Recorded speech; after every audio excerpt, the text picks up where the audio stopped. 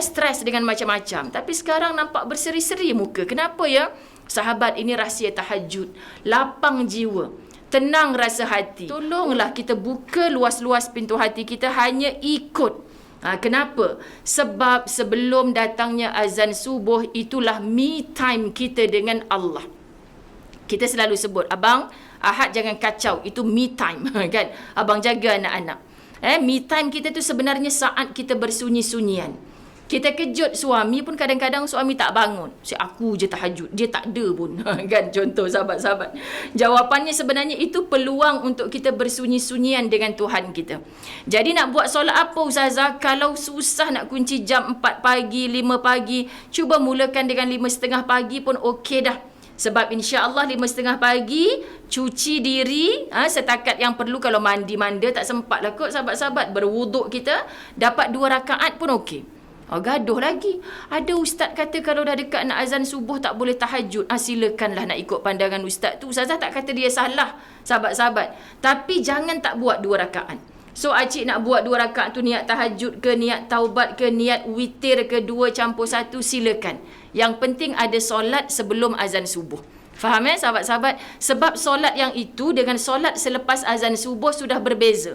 Apa bezanya? Sebelum subuh orang masih ramai tidur. Itu peluang kita bersunyi-sunyian.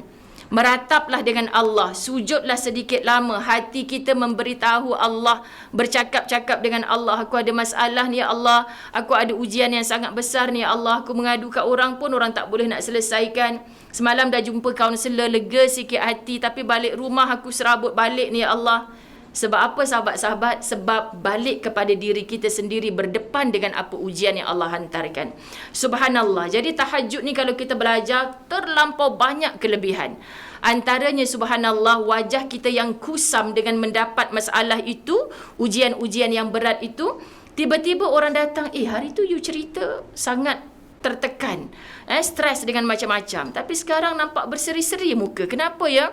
Sahabat, ini rahsia tahajud. Lapang jiwa, tenang rasa hati. Orang seronok nak berdepan dengan kita. Kita pun tak adalah pasang ayat pengasih ke apa kan. Tapi orang suka nak berdepan dengan kita. Kerana apa? Aura ataupun kelebihan tahajud itu.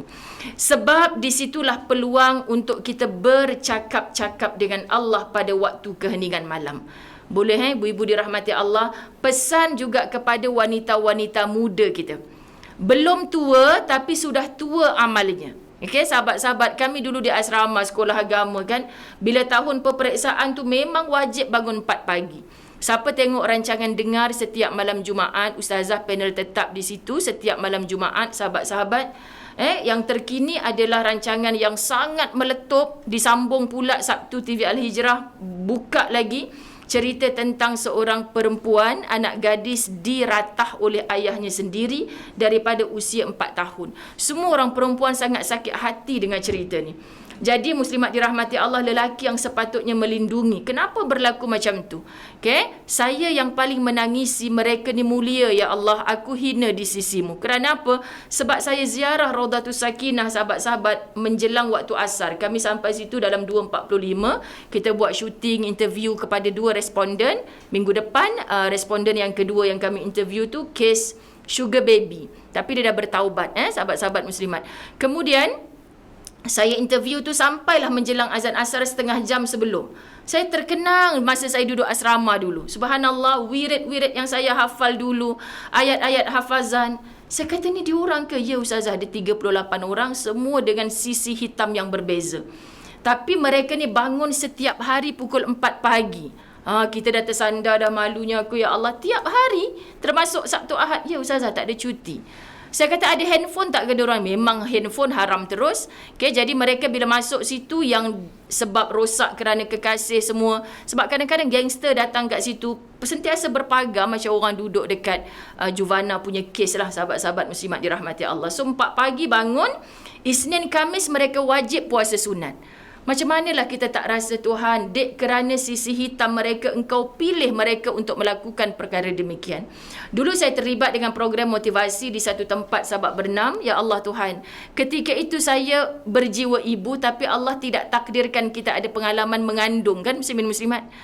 Tapi saat saya belai, lepas program Qiyamul Lail pukul 4 pagi, salam semua dengan ustazah masa tu, kita usap ubun-ubun.